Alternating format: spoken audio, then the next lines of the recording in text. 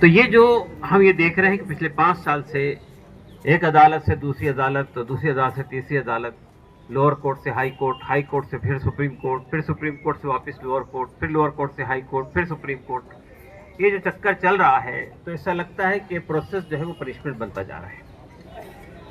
अदालत में केस जारी नहीं है, अदालत में केस चल नहीं रहा है, अभी तक के जो है वो चार्जेस ही फ्रेम नहीं हुए। 5 साल हो गए, चार्जेस ही फ्रेम नहीं हुए।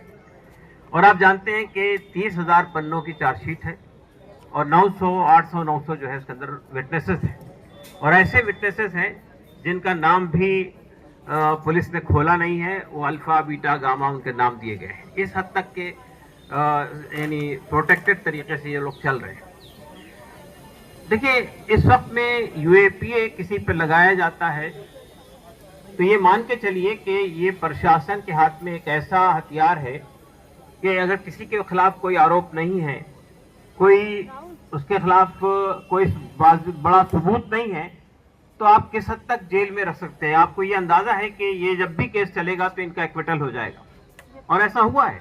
टाडा आया था हमारे देश में, 67,000 लोग गिरफ्तार हुए थे, 1% कन्विक्शन हुआ। यूएपीए के अंदर भी यही रेट है अगर आप देखेंगे तो ये जो काले कानून बनाए जाते हैं, ये बनाए इसीलिए जाते हैं। अब आप मुझे बताइए, आतंकवाद को खत्म करने के लिए ये कानून लाया गया है, लेकिन किन लोगों पे लागू किया जा रहा है? क्या ये लोग आतंकवादी है जो आज जेल में बंद है?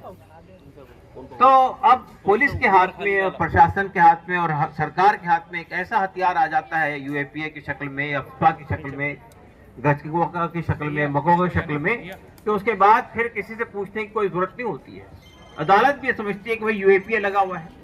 आप देखा होगा कि जितने हमारे यहाँ सीआरपीसी और आईपीसी के जो मामला थे जिनका नाम अब बदल गया है, तो उसमें ये मान के चला जाता था कि person is not guilty unless he is convicted. लेकिन इस केस में सूरत ये होती है कि बेल के समय ही आपको ये सिद्ध करना पड़ता है कि आप आरोपी नहीं है।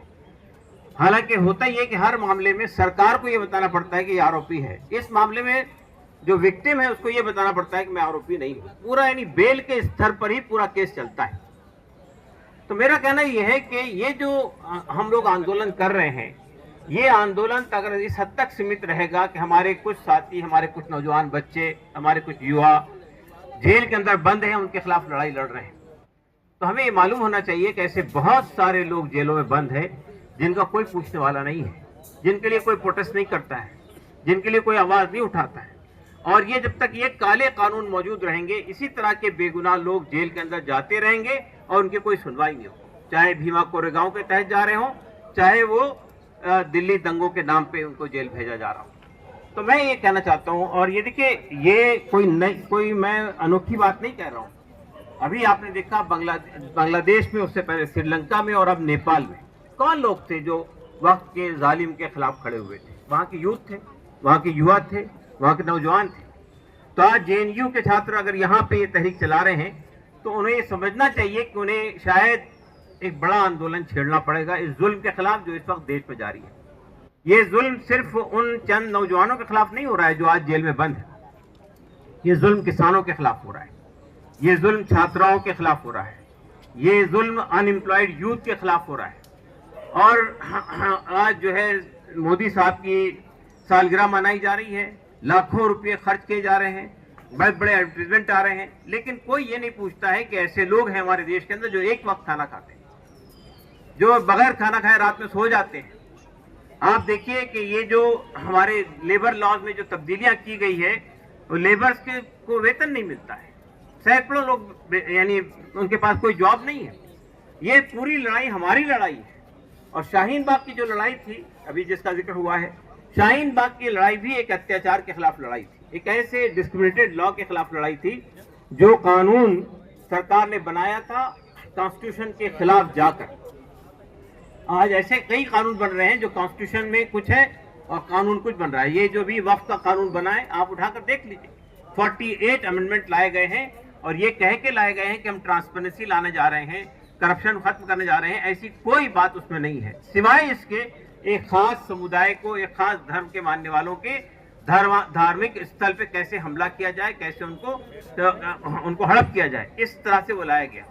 अब वो केस चल रहा है सुप्रीम कोर्ट में, इस वक्त उसको चुनौती दी गई, इंटरिम ऑर्डर आया है। लेकिन आप देखिए कि हमको ये अजीबोगरीब बात आ रही है कि हम ये कहते हैं कि डेमोक्रेसी के 3 पिलर हैं, ब्यूरोक्रेसी है और लेजिस्लेचर है और जुडिशरी है।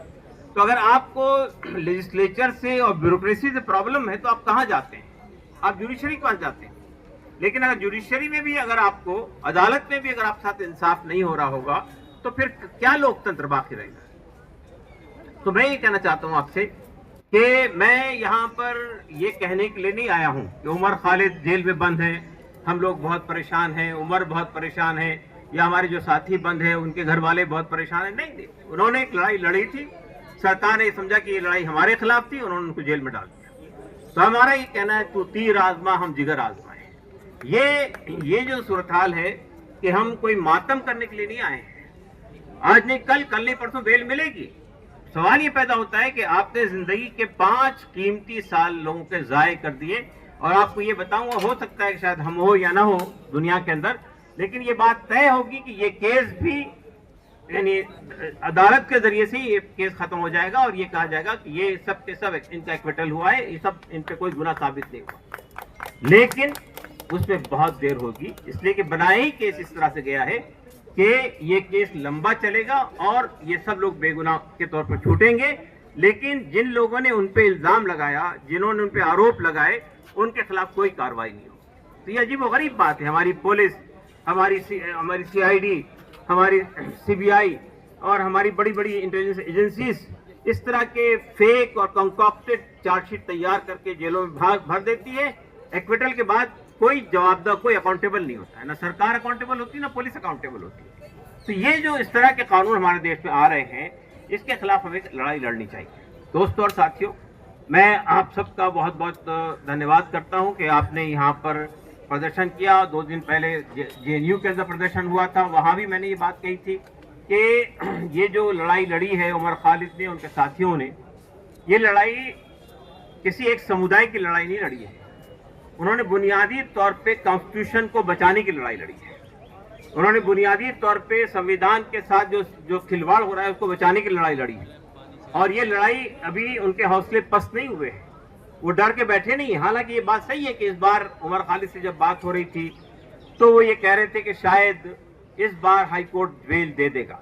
तो उन्होंने लगा कि नहीं, अब तो मुझे कोई उम्मीद, कोई आशा तो अब मैं पालता नहीं हूँ। इसलिए कि मैंने बड़े सोचा था कि भाई ठीक है, 5 साल हो गए, हो सकता है कि दिल्ली हाई कोर्ट बेल दे देगा। लेकिन जब दिल्ली हाई कोर्ट ने भी बेल नहीं दिया तो उन्होंने ये बात कही कि अब ठीक है, अब चल रहा है केस चले, अब मैं कोई उम्मीद या कोई होप के तौर पे नहीं बैठा हूं कि अब अदालत का फैसला क्या होगा। मगर ये बात तय है, ये जितने लोग हैं इन सबसे मेरे ताल्लुकात हैं, जिन मुलाकातें होती है अदालत में, जब भी आते हैं ये लोग, उनसे जाकर मैं मिलता हूं।